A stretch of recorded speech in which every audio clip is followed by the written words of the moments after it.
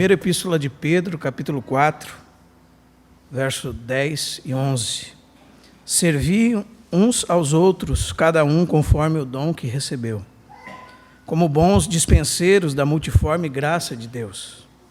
Se alguém fala, fale de acordo com os oráculos de Deus. Se alguém serve, faça-o na força que Deus supre, para que em todas as coisas seja Deus glorificado por meio de Jesus Cristo, a quem pertence a glória e o domínio pelos séculos dos séculos. Amém. Irmãos, uma das coisas essenciais do nosso chamado cristão é a tarefa que temos de servir. Nós somos chamados para servirmos uns aos outros, e como diz o nosso texto, conforme o dom que cada um recebeu, segundo a graça que recebeu. A vida cristã não é uma vida paralisada, sem movimento, e cada membro do corpo trabalha para o bem comum, para o bem do corpo de Cristo. É assim o corpo de Cristo, irmãos. Ninguém, por mais simples que seja, por mais inculto que seja, porque por mais incapacitado que pense que seja, deve ficar parado. Todos devem funcionar. Então, a paralisia no que diz respeito à vida cristã é um problema espiritual, uma doença espiritual. E o fato de não estarmos funcionando no corpo de Cristo revela muito sobre nós. Se nós somos verdadeiramente cristãos e se recebemos talvez um cristianismo alheio ao que está descrito nas Escrituras. Funcionar é uma característica de um cristão. Um cristão vive porque recebeu vida e não há como não viver essa vida que recebeu. Mas o que é servir, irmãos? Servir é funcionar. E eu gostaria de salientar isso para os irmãos. O que é servir?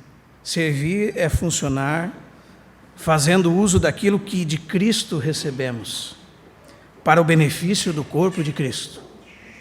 Servir é a expressão da vida de Deus que se manifesta em cada membro, sendo transmitida livremente e de forma natural entre eles. Esta vida que conhece o seu próprio rumo, porque esse é o princípio da vida cristã. A vida, ela conhece o seu caminho de casa. Ela conhece o seu próprio rumo e essa vida cresce neles e faz com que eles sejam a expressão de Cristo nessa terra. Como diz 1 Timóteo 3,16. Grande é o mistério da piedade. E não fala só de Cristo nesses versos, mas também da expressão de Cristo através do corpo de Cristo. E diz, Deus manifestado na carne, justificado em espírito, contemplado por anjos, pregado entre gentios, crido no mundo e recebido na glória. Ou seja, servir é o que Deus faz em nós e através de nós. Toda expressão que nasce no coração de Deus e é produzida por meio dele é um serviço a Deus. Agora eu e você já percebemos que bênção é essa de podermos servir a Deus? Deus, irmãos, Ele sempre está fazendo o que é bom.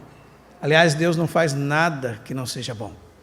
Ele é o Deus bem-aventurado, como Paulo fala em 1 Timóteo capítulo 1. E nós sermos tornados participantes desse trabalho de Deus. Então, nesse sentido, nenhum de nós faz a obra de Deus. Todos nós somos inseridos no trabalho de Deus, no trabalho dele mesmo. E, como diz 1 Coríntios 4, verso 2, cabe aos servos de Deus serem achados fiéis. Então, nós não fazemos nenhuma novidade, tudo está pronto para nós. Fomos inseridos no trabalho de Deus. Deus está trabalhando. Como Jesus disse em João capítulo 5, meu Pai trabalha até agora, e eu trabalho também. E o nosso serviço a Deus é este. A obra de Deus é esta, que creiamos em o nome do seu Filho Jesus. Ou seja, quando nós nos unimos a Cristo Jesus, nós somos inseridos nesse trabalho que Ele mesmo está efetuando. Isso é servir a Deus. O serviço não é algo que você faz para Deus. O serviço é algo que Deus está fazendo através de nós, pelo seu Santo Espírito. Amém? Mas existe um ambiente errado para servirmos a Deus. Há um ambiente que os irmãos têm se incluído hoje, se associado hoje, que impossibilitam o serviço na casa de Deus. Então nós podemos pensar que o serviço a Deus é exercido num prédio que alguns chamam de igreja, ou uma instituição religiosa ou denominação. Isso só revela o fato de que nós ainda não encontramos o lugar e nem a maneira de servirmos a Deus adequadamente. Isso fala muito sobre nós. Né? Se ainda pensamos que isso aqui é uma igreja, se ainda pensamos que vemos na igreja, no domingo, todas essas coisas revelam a condição espiritual que nós temos diante de Deus e que ainda nós não fomos inseridos nesse trabalho de Deus, nesse serviço disponível para nós e que Deus nos colocou em Cristo Jesus. Não é? Então, a tendência desses ambientes humanos se divide em duas coisas: ou lançar os irmãos no ativismo, edificando seus próprios impérios, suas denominações, ou, por outro lado, exerce tal domínio sobre os irmãos que os irmãos entram numa paralisia total. O cristão não tem outra atividade senão, alguns dias por semana, ir sentar num lugar que chamam-se igreja para ficar ali ouvindo alguma coisa que está sendo dita. Então, por um lado, pode haver um ativismo, e talvez alguns de nós fomos participantes desse ativismo, e por outro, pode haver uma paralisia total. Então, você se torna um membro inativo. E num corpo, irmão, um membro inativo é só o corpo quando foi morto. Só o cadáver é inativo. Ou está paralisado por alguma doença. Então, nós ficamos entre o ativismo e a estagnação. Por um lado, o ativismo faz de um filho de Deus um escravo das instituições, como nós temos visto nossos irmãos muitas vezes nessa condição. Muitos têm perdido até mesmo sua família nessa condição. Muitos, nesse propósito equivocado, chegaram a perder seus filhos, sua esposa, já não tem mais cuidado dos seus, porque entendem que deve fazer alguma coisa para Deus e que, sem dúvida nenhuma, que se tem deixado a família de lado, não foi o que Deus mandou fazer. Não é? Por outro lado, nós temos um monte de irmãos paralisados. É uma classe de membros que não tem funcionamento, que não passam de cadeiras cheias e não fazem nada para o Senhor. Então, ambos, tanto um como o outro, estão numa situação horrível. E imagine, irmão, que tristeza para os nossos corações, se nós descobrirmos em algum momento no futuro que aquilo que nós estamos fazendo para Deus, por melhor que pensamos que seja, não foi nunca o que Deus mandou a gente fazer. Que triste decepção, que terrível decepção. Né? Eu lembro do irmão de Verne Fronk contando como ele tinha o propósito no coração dele de fazer prédios para enviar missionários para vários lugares do mundo, e construiu aqueles prédios, e um dia aconteceu que alguém colocou fogo em todos eles. E ele se desesperou, porque ele tinha um propósito diante de Deus, e parece que era muito bom o propósito dele, não é? Mas num sonho o Senhor mostrou para ele que a obra dele queimava como madeira, feno e palha. E ele estava diante do tribunal de Deus, e havia uma mulher que havia sido simplesmente uma dona de casa comum, que havia criado os filhos no caminho do Senhor, e ela estava toda ornamentada com ouro, prata, pedras preciosas. Mas o irmão que tinha feito aquela obra daquele tamanho tinha um monte de madeira, feno e palha na mão. E diz que olhou o Senhor, e o Senhor era como aquele que tem os olhos como chamas de fogo, e chegou a vez dele. E o Senhor olhou para ele e disse: ainda não. E ele acordou. Aí ele começou a estar ocupado com as coisas que o Senhor verdadeiramente desejava que ele fizesse, e não com as coisas que ele pensava que deveria fazer para Deus. Além disso, esses lugares, irmãos, às vezes criam divisões entre os irmãos, entre clérigos e leigos, fazem uma separação entre os que trabalham e os que ficam assistindo o trabalho. Então, essas categorias entre o povo de Deus são prejudiciais para a vida do corpo de Cristo. Porque, segundo Mateus 23:8, todos os irmãos são iguais diante de Deus. Nós somos todos irmãos. Diante de Deus temos igual dignidade, somos preciosos em igual medida diante de Deus. Aliás, no corpo de Cristo, a palavra de Deus diz que os mais fracos são necessários, 1 Coríntios 12:22. E que os menores foram revestidos de maior honra, 1 Coríntios 12:24. Então essas categorias humanas de líderes, pastores, ministérios, causam um dano terrível ao corpo de Cristo. Mas qual é o genuíno lugar do serviço a Deus? Então, quando nossos olhos são abertos, irmãos, e nós enxergamos o corpo de Cristo, e só Deus pode fazer isso. Se você pudesse investigar o coração de Deus, aí você abre lá no Evangelho de João, capítulo 1, verso 18, vai estar escrito assim: ninguém jamais viu a Deus. O Deus unigênito que está no seio do Pai é quem o revelou. Então, se você pudesse colocar um binóculo no coração de Deus, você encontrar uma pessoa lá, o Senhor Jesus Cristo. E no coração do Senhor Jesus Cristo, como representado no apóstolo João, você encontraria a sua igreja. Então, quando os nossos olhos são abertos para ver o corpo de Cristo, nós começamos, parece que, perceber o lugar em que nós devemos servir. Percebemos que o trabalho tem a ver com a expressão natural da vida de Deus em nós. Ou seja, é uma coisa que flui de nós naturalmente. É graça de Deus no serviço. É algo que flui de maneira espontânea, que não tem dificuldade, irmãos. Talvez por isso que os irmãos estão torcendo aí para chegar o Natal, porque a célula vai ficar de férias. Os grupos caseiros já vão dar uma parada. Eles estão tão atribulados que estão torcendo para chegar às férias. Então, quem está em Cristo está de férias. Quem está em Cristo, irmão, entrou no descanso de Deus. Amém? Além disso, o nosso coração se alarga. Já nós não trabalhamos para o bem de um pequeno time que se denomina por algum nome, está registrado em algum CNPJ, em algum cartório da região. O que nós fazemos é que nós trabalhamos para o bem do corpo de Cristo como um todo. Não para o grupo dos irmãos que estão aqui. Né? Quando vemos o corpo de Cristo, primeiro, nós aprendemos que ele é constituído de muitos membros e que há uma expressão universal desse corpo de Cristo, composta de todos os salvos, de todas as eras, e que se encontram em todos os lugares do mundo. E há uma segunda expressão, a local, composta de todos os nascidos de novo que habitam na mesma cidade. Então, se você quer mudar de igreja, mude de cidade. Né? Porque, segundo a Bíblia, nós vemos que é a igreja de Deus que está em Corinto, a igreja de Deus que está em Éfeso, a igreja de Deus que está em Esmirna. E o único jeito de mudar de igreja, segundo as Escrituras, é fazendo as suas malas e mudando de cidade. Né?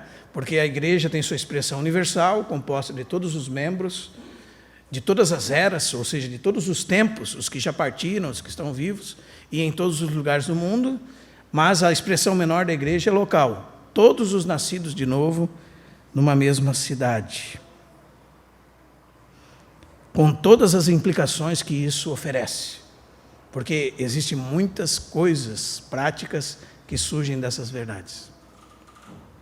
Então, quando nós enxergamos isso, nós encontramos uma posição adequada para o serviço a Deus.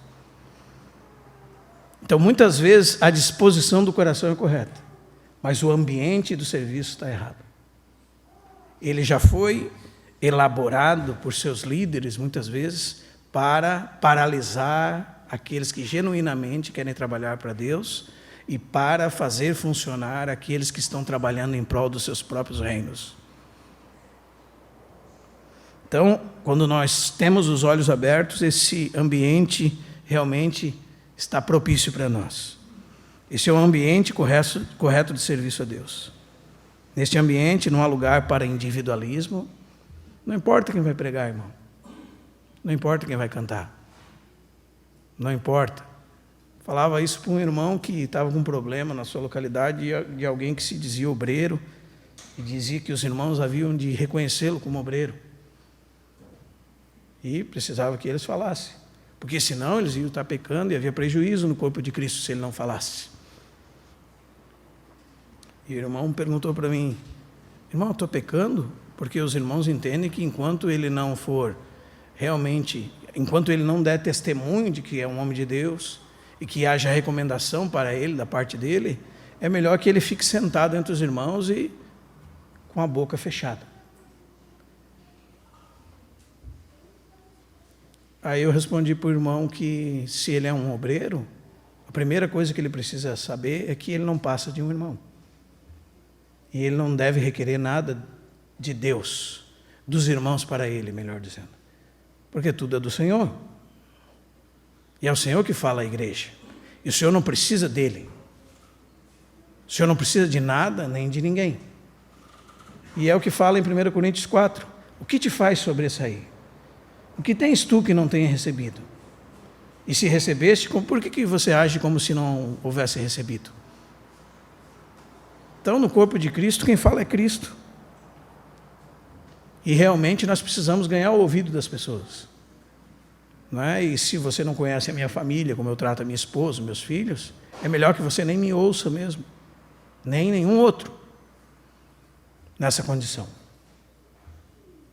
Porque nós realmente precisamos ter testemunho diante dos homens que Deus fala através das nossas vidas. E o grande testemunho é como temos lidado com nossa casa, com nossa família, com nossa esposa, com nossos filhos, na sociedade, no nosso trabalho. Verdadeiramente somos testemunhas de Deus ou somos alguém que envergonha o nome de Deus? Então, nesse ambiente da igreja, não há lugar para individualismo, que fala é Jesus Cristo. Que terrível derrota se alguém um dia vier aqui para ouvir a mim ou a você, irmão. Espero realmente que todos nós sempre possamos estar sentados aos pés de Jesus. Nesse ambiente não há lugar para força e méritos humanos, não há maiores ou menores. Todos são cooperadores de Deus. Então, se nós já nos chegamos, se realmente você está sentado aqui e percebeu, teve seus olhos abertos, seus ouvidos abertos por Deus, que glória! Você já sabe que não está aqui para servir a mim, o Isa, outro irmão. Você está na cidade de Joinville, onde nela tem o corpo de Cristo, e você está aqui para servir o corpo de Cristo. Amém? Mas quais são os erros que nos impedem de servir, irmãos? E esse é o tema da nossa mensagem de hoje. As barreiras que nos impedem de servir. As barreiras que nos impedem de funcionar no corpo de Cristo. E nós temos uma capacidade incrível de encontrar obstáculos para não servir a Deus. Podemos dizer que nós somos extremamente escorregadios, não é? Somos um bagre ensaboado quando somos chamados para servir a Deus. Nós tendemos a colocar todo tipo de empecilho. Dizemos que temos muito pecado, dizemos que somos imaturos, que somos tímidos, que não há nada de bom em nós que Deus possa usar, e verdadeiramente nós estamos certos disso, mas isso só são desculpas. Então, o melhor livro, o livro mais adequado para nós desconstruirmos a ideia de que há coisas que nos impedem de servir a Deus, é a primeira epístola aos Coríntios. Uma simples leitura da carta aos Coríntios vai nos mostrar que a igreja era extremamente problemática. Havia contendas entre eles, havia divisões, havia imoralidade, havia litígios entre irmãos, ou seja, irmãos estavam indo a tribunais humanos contra outros irmãos. Havia falta de acolhimento entre eles, erros na prática do partir do pão, nos exercícios dos dons, havia falta de amor, e até mesmo eles tinham problemas com a doutrina, uma das principais da fé, que é a doutrina da ressurreição. Mas você não vê Paulo os desestimulando a funcionar. Você não vê Paulo, se vocês estão nessa condição, vocês não podem funcionar como igreja. Pelo contrário, o estímulo é que eles funcionem, corrijam seus erros e sigam no trabalho a Deus. Então é ver Cristo nos problemas. E, sendo assim, nós somos tirados de todas as nossas desculpas. E a primeira das desculpas, irmãos, é que nós somos pecadores, cometemos muitos pecados. Essa é talvez a primeira barreira que nós encontramos diante de nós no nosso serviço a Deus. Muitos cristãos têm a ideia de que para servirem a Deus nunca mais podem pecar. Ou pelo menos dizem, devemos ser menos pecadores para servir a Deus. Pensam que quando estiverem mais santificados, então poderão servir a Deus.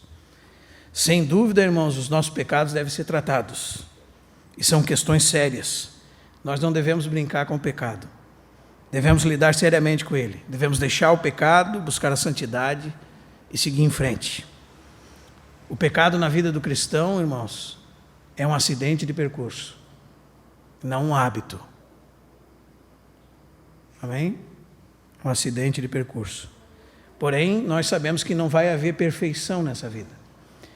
Nós iremos ser perfeitos na ocasião da segunda vinda de Cristo, quando a raiz do pecado for erradicada do nosso corpo. Então, enquanto nós estivermos nesse corpo, nós vamos pecar. E nós podemos fazer isso um impedimento para não servirmos a Deus e para não servirmos os irmãos de maneira nenhuma. Devemos seguir servindo, trabalhando para o Senhor. E quando pecarmos, o que nós devemos fazer? Devemos nos arrepender, pedir perdão e seguir em frente. Como o Isa nos lembrou aqui, 1 João, capítulo 2, verso 1. Filhinhos meus, estas coisas vos escrevo para que não pequeis. Ele diz, se todavia alguém pecar, temos advogado junto ao Pai, Jesus Cristo, o justo. E Ele é a propiciação pelos nossos pecados. Não somente pelos nossos pecados, mas pelos pecados do mundo inteiro. Então, quando nós pecamos, irmãos, o que acontece? Nossa comunhão com Deus é quebrada. E quando nós pedimos perdão, o que acontece? Toda quebra de comunhão é desfeita, nossa consciência é lavada pelo sangue do Cordeiro e o inimigo é vencido pelo sangue do Cordeiro. Então, será que existe algum impedimento para trabalharmos para o Senhor? Não. Pecamos, pedimos perdão, o Senhor nos lava de todo pecado, lava a nossa consciência, nos purifica, para que nós não sejamos enganados por nós mesmos. E se o inimigo vier nos acusar, Apocalipse 12 nele, eles o venceram pelo sangue do Cordeiro e pela palavra do testemunho que deram. Então não temos mais problema com isso, podemos trabalhar para o Senhor. Guarde isso no seu coração, irmão. Se você esperar ser um cristão melhor para servir, você nunca irá nem melhorar, nem servir. Se você esperar ser um cristão melhor para servir, você nunca irá melhorar, nem servir. Essa é a primeira barreira que nos impede de servir. Nossa ideia equivocada com respeito aos nossos pecados. A segunda, irmãos, é a nossa falta de maturidade. E aqui há dois grupos, os que de fato são imaturos porque nasceram agora, porque acabaram de converter-se, e os que são imaturos porque não têm dado ouvido à voz do Senhor e crescido nele. Mas muitas vezes nós usamos a nossa imaturidade como desculpa para não servirmos. Então, para todas as faixas etárias existe trabalho na igreja. E eu não estou falando de uma vida de ministérios, né? Nada disso. Mas um irmão que nasceu de novo funciona. Os bebês em Cristo funcionam. Aliás, a gente percebe que eles são os que verdadeiramente têm mais sede por Deus, mais desejo de agradar a Deus. Parece que nós vamos nos tornando hipócritas e fingidos ao longo do tempo da vida cristã, caso nós verdadeiramente não estejamos trabalhando eficazmente para o Senhor, na graça que Ele nos concede. Então os bebês funcionam, os jovens funcionam, os mais velhos funcionam, e todos eles funcionam em justa cooperação. Sem dúvida nenhuma, os mais novos têm dificuldades, têm problemas. Os mais novos são mais barulhentos, os mais novos são problemáticos, mas eles nunca devem estar inativos. Amém? Porque é uma necessidade que eles têm de crescer. E para crescer precisam funcionar. Então, os mais novos devem provar para si mesmos e para os outros que não estão mortos, que a vida de Deus está neles. Então, mesmo que você tenha nascido de novo ontem, você pode funcionar para Cristo hoje, dentro das suas limitações e com a ajuda de outros, mas não pode ficar parado. Um bebê numa família, irmãos,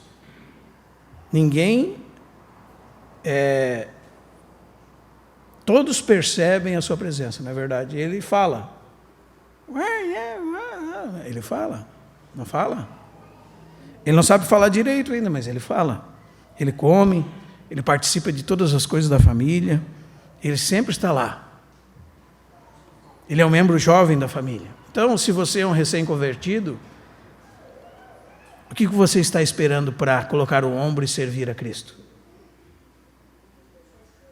Agora nós temos um segundo grupo aqui, nesses que dizem, não, irmão, mas eu não tenho capacidade, eu sou muito imaturo. Será que a nossa imaturidade não consiste no fato de que deixamos de lado a vida de Deus para nos ocuparmos com as coisas dessa vida e temos retrocedido? Será que nós não somos como os coríntios? No capítulo 3, Paulo diz que eles deveriam ter avançado mais, mas ainda precisam de leite e não podem receber alimentos sólidos. E fala o motivo da imaturidade deles: contendas, divisões, dissensões, confusões. Né?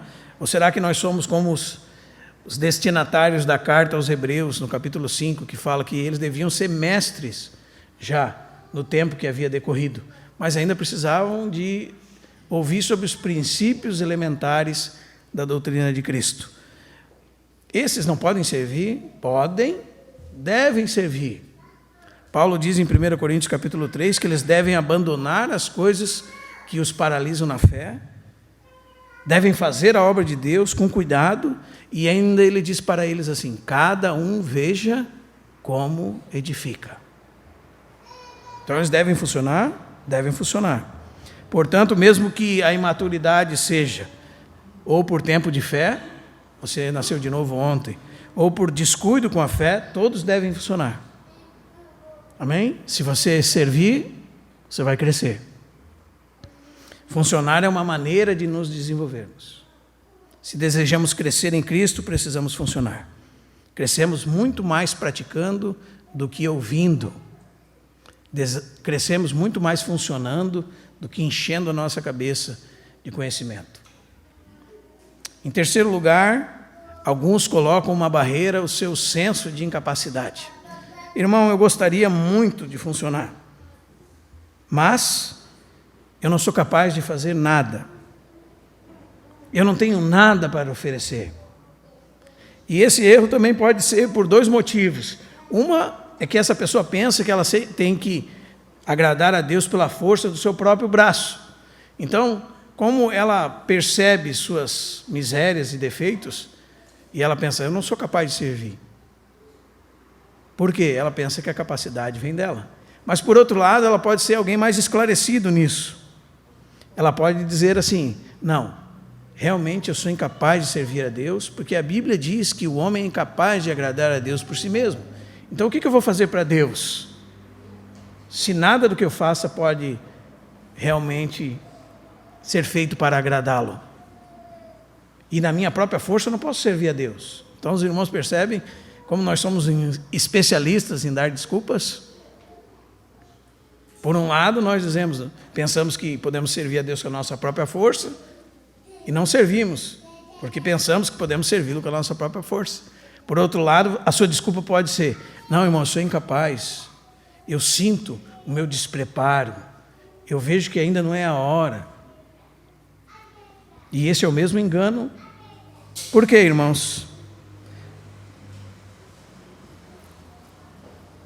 No primeiro caso, estamos errados porque pensamos que devemos agradar a Deus na nossa própria força. E no segundo caso, porque pensamos que, sendo limitados em nós mesmos, não podemos ser usados por Deus. São dois erros em posições opostas, mas são dois erros. Por um lado, como nós não temos capacidade e pensamos que temos que agradar na nossa própria capacidade, não fazemos nada. E por outro, nós dizemos, não, nós somos incapazes. É verdade. Mas e Deus não pode? Como é que nós resolvemos isso? A verdade é que Deus nos usa através do poder que Ele mesmo nos concede. É isso que a Bíblia diz. Então, quando olhamos para nós mesmos, devemos sempre ter o senso de incapacidade. Mas ele nunca pode ser um impedimento para servirmos a Deus. Devemos olhar para nós e realmente reconhecer, somos incapazes. Amém? Mas, apesar da nossa incapacidade, temos toda a capacidade com a qual Deus nos supre. E eis aqui o equilíbrio. Irmãos, quando nós lemos 2 aos Coríntios, por exemplo, no capítulo 3, depois de Paulo dizer que os coríntios são cartas de Cristo, ele diz que foram produzidas pelo Espírito de Deus através do ministério de Paulo, de Timóteo e dos seus demais cooperadores. Ele segue dizendo o seguinte: é por intermédio de Cristo que temos tal confiança em Deus, não que por nós mesmos, veja, sejamos capazes de pensar alguma coisa, como se partisse de nós. E ele continua dizendo uma frase que nós deveríamos diariamente lembrar: toda nossa suficiência vem de Deus. Então, por nós mesmos, nós não somos capazes de fazer nada de bom, nem mesmo de pensar nenhuma coisa adequada diante de Deus. Nem mesmo a confiança que temos em Deus partiu de nós mesmos. Toda a nossa suficiência vem de Deus. Agora combine isso com o que Jesus disse em João capítulo 15, naquele assunto, aquele grande tema da videira celestial. Jesus disse assim: eu sou a videira, vós os ramos. Quem permanece em mim e eu nele, esse dá muito fruto. E Jesus diz: porque sem mim, o que, irmãos? Nada podeis fazer. Quando nós combinamos esses textos com o restante das Escrituras, vamos perceber o seguinte: nem o pensar adequadamente, nem a confiança que temos, nem mesmo o trabalho ou o que produzimos para Deus vem de nós mesmos. Nada por nós mesmos podemos fazer, tudo vem de Deus. Jesus não nos instrui a ficarmos parados e infrutíferos. Ele nos diz que devemos produzir fruto, mas esse fruto vem dele, porque sem ele, nada podemos fazer. Então, aquilo que pensamos deve ir dele, nossa confiança deve ser nele, o nosso trabalho deve ser nele. Sem ele, nada podemos fazer. Mas a nossa incapacidade, irmãos, não pode ser uma barreira para não servirmos. Amém? Em quarto lugar, e isso eu ouço bastante, o nosso medo de errar. Alguns irmãos têm medo de errar e dizem: irmão, eu já errei tanto, não consigo servir, porque imagina se eu errar de novo. Tem uma triste notícia para todos nós: vamos errar de novo, né? Já fizemos tantas coisas erradas, irmão, melhor mesmo não fazer nada. Vou ficar quieto, sentadinho, sem funcionar para o Senhor, porque aí pelo menos eu não atrapalho. Irmãos, eu gostaria que nós pudéssemos ver o perigo que nós estamos correndo, não fazendo nada. É só os irmãos lembrarem da parábola dos talentos e da parábola das minas. E um daqueles servos decidiu não fazer nada. E isso é muito perigoso, porque nós estamos escondendo o nosso talento para não perdê-lo. Mas você já meditou naquele texto? Aquele homem que escondeu caiu da parte do Senhor em um terrível juízo. Ao invés de receber mais, ele perdeu aquilo que ele tinha. É isso que o texto nos diz, irmãos. Ao que tem, lhe será dado. Ao que não tem, até o que tem lhe será tirado. Então agora aplique isso ao serviço. Ao que funciona, mais lhe será confiado. Mas ao que não funciona, até aquilo que recebeu lhe será tomado de volta. Se recebemos vida, ela não foi dada para ter fim em nós mesmos. Ela foi dada para seguir o seu livre curso. Não era para ficar paralisada em nós, mas seguir adiante e servir os irmãos. E se nós recebemos algo do Senhor, isso foi confiado não para nós mesmos, foi confiado para os nossos irmãos. Quando recebemos e não servimos ao invés de servirmos, irmãos, ou quando nós recebemos e pensamos: não, eu vou guardar, eu vou enterrar, aquilo que está ficando armazenado em nós, nesse sentido, não está armazenado, será perdido, será tirado. Então, é perigoso estar parado. Percebeu, irmão? É perigoso não funcionar. Mateus 25, 29. Porque a todo o que lhe tem, se lhe dará. Mas, e terá em abundância. Mas, ao que não tem, até o que tem, lhe será tirado. Então, quando nós estamos servindo, o Senhor nos confia uma porção. E pela experiência, todos nós, aqueles que servimos de alguma forma, vamos perceber, voltamos para casa mais cheios do que quando nós chegamos. Nós chegamos, servimos e voltamos mais cheios do que quando chegamos. O Senhor sempre nos dá uma porção melhor. Porque todo o que tem se lhe dará. E terá em abundância. Mas ao que não tem, até o que tem, lhe será tirado.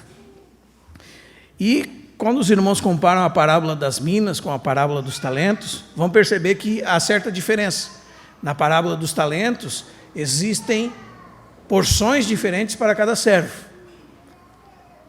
revelando que há serviços na igreja com mais encargos para uns do que para outros.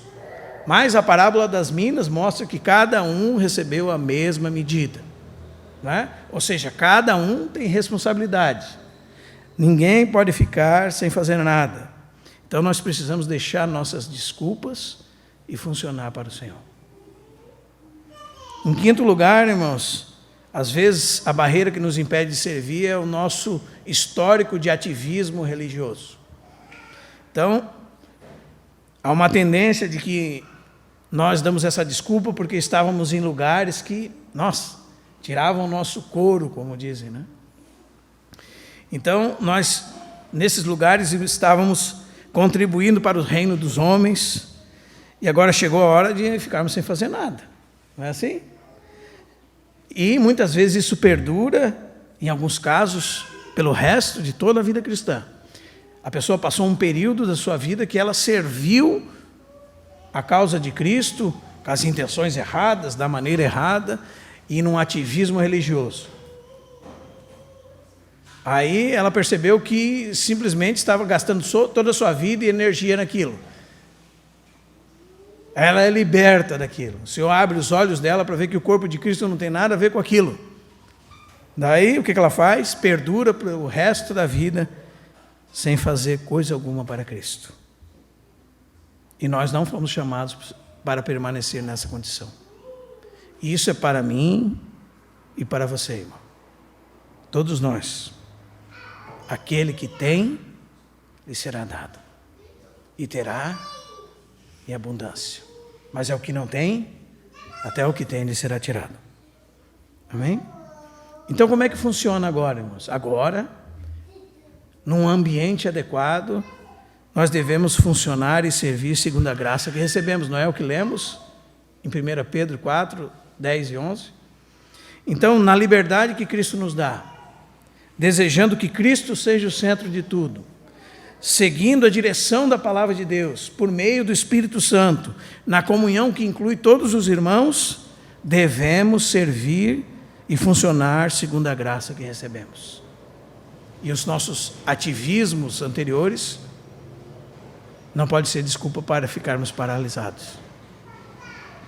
E em sexto lugar, irmãos, nossa falta de compreensão dos dons nos impedem de servir. Em alguns irmãos, a causa de sua inatividade se encontra na falta de compreender o que são dons espirituais. Eles são diligentes, eles ficam procurando, eles leem várias vezes Romanos capítulo 12, 1 Coríntios capítulo 12, Efésios capítulo 4, 1 de Pedro capítulo 4. E lá nós temos uma lista de pelo menos 20 dons diferentes. E eles não se encontram em nenhum daqueles. Então eles dizem o seguinte: eu não sou apóstolo, irmão, eu não sou evangelista, eu não sou pastor mestre, eu não sou profeta. Então a minha função é permanecer em Cristo de forma bem discreta, sem muitas ocupações. Isso também é um grande equívoco. Sabe por quê, irmãos? nós limitamos o trabalhar de Deus. Nós limitamos a capacidade que Deus dá. Nós imaginamos que todo o corpo de Cristo, em todos os lugares do mundo, terão um desses 20 dons que nós lemos nessas 4 listas. Ou devem ficar quietos e ficar numa categoria abaixo de vida cristã e não deve funcionar para Deus. Eu lembro do irmão Gino contando de uma irmã que pegava as mensagens que os irmãos pregavam, gravava em CDs, fazia muitas cópias e ia distribuindo pelas empresas, aquelas cópias. Na sua empresa ela colocava de mesa em mesa. E muitos foram ganhos através daquele trabalho. As pessoas pegavam o CD, as pessoas colocavam no rádio, ouviam a pregação do Evangelho e se convertiam. Qual é o dom dela? O dom dela é distribuir CD. Não está em nenhuma lista. Não está em nenhuma das 4 listas. Então ela não tem dom nenhum. A graça de Deus não funciona na vida dela. Os irmãos estão entendendo, irmãos? Então, quantos dons existem? Então o Novo Testamento fala de pelo menos 20. Porém, o Deus vivo, que ama a diversidade e é doador generoso, pode muito bem conceder muito mais do que isto. E o próprio Paulo afirma isto, quando ele diz assim, que há um só Espírito, mas dons diversos. Há um só Senhor, mas diversidade de serviços. E há um só Deus e Pai, mas diversidades de realizações. Então, o que nós podemos falar dos poetas cristãos? Cadê o dom de poetas cristãos? O dom de poesia não tem na primeira epístola aos Coríntios, capítulo 12? Não tem lá não, né?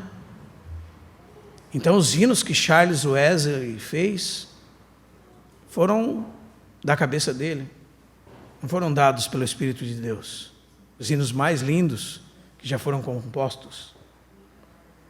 E os dons daqueles que têm a capacidade de escrever para Deus, ou dos que transcrevem mensagens, ou daqueles que têm uma capacidade incrível de distribuir diversos materiais, como Bíblias e outras coisas que edificam o corpo de Cristo. Nada disso foi dado por Deus, porque não se encontram naquelas 4 listas. Então, irmãos, se as dádivas de Deus são insondáveis, como estamos falando, onde está o nosso dom? Qual é o nosso dom? Eu acho que essa é a pergunta que muitos fazem ao longo da sua vida cristã. Não é verdade? E existe uma resposta muito simples, porém profunda. Ele está onde a graça de Deus está fluindo. Então, onde está o nosso dom? O nosso dom está onde a graça de Deus está fluindo. Onde a vida de Deus está fluindo.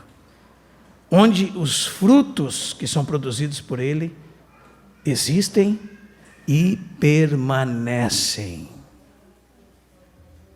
Onde Cristo é glorificado. Então, é simples, não é? Onde estão os nossos dons? Onde a graça de Deus flui, naturalmente, espontaneamente. Onde a vida de Deus, como um rio que segue o seu próprio curso, passa por nós e avança além de nós, para alcançar outras vidas. Onde há frutos que permanecem, onde Jesus Cristo é glorificado. Então, o intuito do que eu estou falando hoje, irmãos, não é fazer uma descrição dos dons que a igreja tem. O intuito do que nós estamos fazendo hoje é estimular os irmãos, fazendo uma chamada para todos nós, que somos membros do corpo de Cristo, para que possamos funcionar. Porque temos nos tornado espectadores. Estamos paralisados. E não é do agrado do Senhor. E não precisa ir muito longe, irmãos. É só você olhar para a cadeira que está vazia no seu lado e você lembrar da pessoa que era para estar aí sentada contigo hoje. Não é? que era para ter sido ganha para Cristo através da sua vida, como um fruto do seu trabalho no Senhor. Ela está vazia, não é? Era para estar os nossos familiares ali, sentados. E nós não estamos funcionando. É só perceber como é o movimento da reunião da igreja. Não é? Temos que quase que pegar os irmãos pelo pescoço para que eles possam funcionar. É como se o carro que pega no tranco, né? Como se fosse o carro que pega no tranco, dá empurrão. O Felipe estava tentando fazer o violão funcionar hoje, na base do ódio ali, dando soco. Não é? Funciona. Assim são as reuniões muitas vezes, irmãos. O Senhor nos ajude que não sejamos assim. Amém? O que nós devemos fazer a partir de agora, então? A primeira coisa lá no topo da lista é nos arrependermos desse pecado, irmãos. Todos nós. Tiago 4,17 fala assim: aquele que sabe que deve fazer o bem e não faz, está pecando. Então a inércia é pecado. A inatividade é pecado. E devemos pedir perdão por esse pecado, abandonar o pecado e seguir a Jesus Cristo. Aquele que sabe que deve fazer o bem e não faz, não está inativo, simplesmente. Não está sentado, confortável, em torno de Cristo. Está pecando, irmão. Então, devemos pedir perdão por isso. Também nós devemos nos oferecer a Deus para o trabalho. Como nós lemos no início da reunião. Rogo-vos, pois, irmãos, pelas misericórdias de Deus, que apresenteis os vossos corpos em sacrifício vivo, santo e agradável a Deus, que é o vosso culto racional. Então, nos apresentamos disponíveis para o trabalho. Nós apresentamos os ombros para funcionar. Amém, irmãos? Como um sacrifício a Deus. Como diz também Romanos capítulo 6,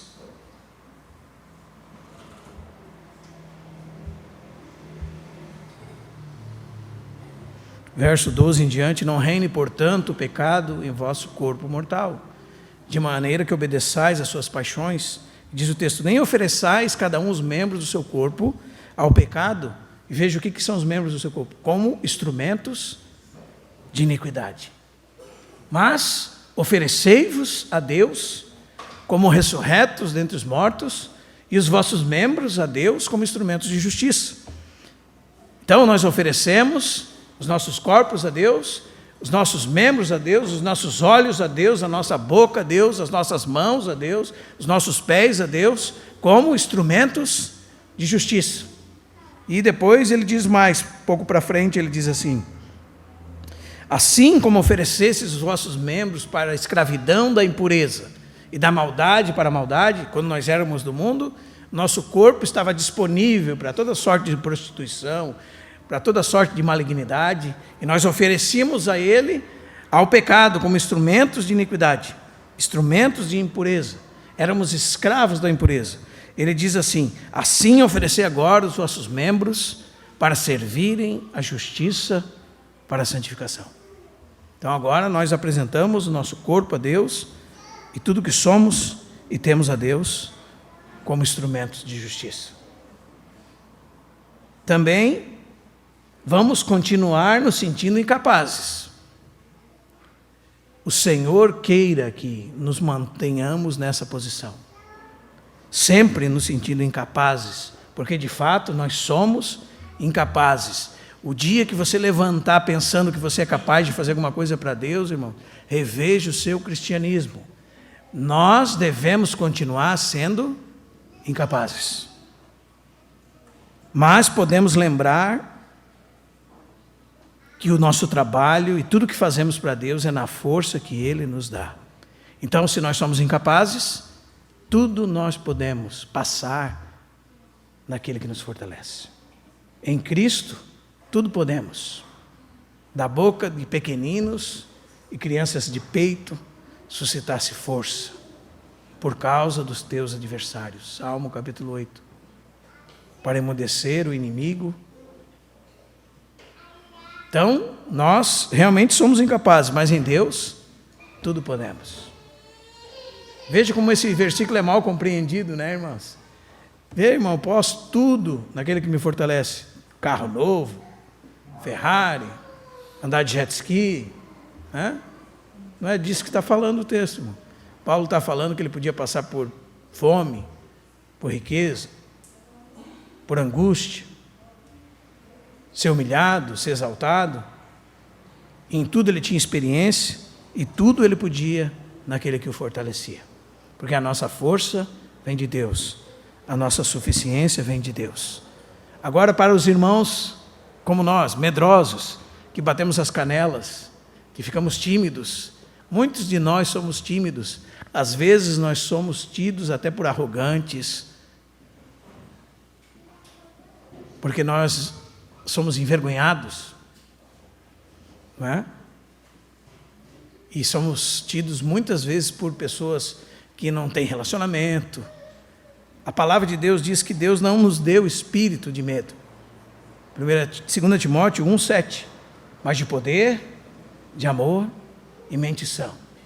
Romanos 8,5 diz que nós não recebemos um espírito de escravidão para vivermos outra vez atemorizados. Mas nós recebemos um espírito de adoção, baseados no qual clamamos, Abba, Pai. Então devemos lançar fora todo medo. Devemos ter ousadia diante de Deus, funcionar diante de Deus, não perder as oportunidades, não deixar passar em branco, irmãos. Às vezes as pessoas passam pela nossa vida e elas vão morrer sem Cristo, passaram por nós e nós deixamos de falar do amor de Deus para elas, por causa do nosso medo, da nossa timidez e das nossas barreiras que nós criamos para não servir a Deus. E, em último lugar, nós devemos pedir ajuda dos irmãos mais velhos. Se você não sabe qual é o seu serviço, caminhe com alguém que serve a Deus uma semana junto. Não é? Se você não tem enxergado onde a graça de Deus flui na sua vida de maneira natural, caminhe mais perto de alguém que tem servido a Deus e tem exercitado o serviço do Senhor. Então Ele vai ajudar você. Se você por si mesmo não tem visto, peça para Deus lhe mostrar. As coisas que Deus nos preparou estão próximas de nós.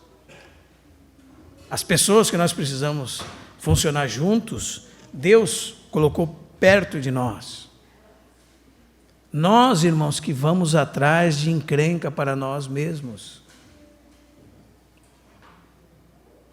Né? Porque nós não entendemos a vontade de Deus e as pessoas se aproximam de nós, no Senhor, mas é o que Deus quer, não o que nós queríamos.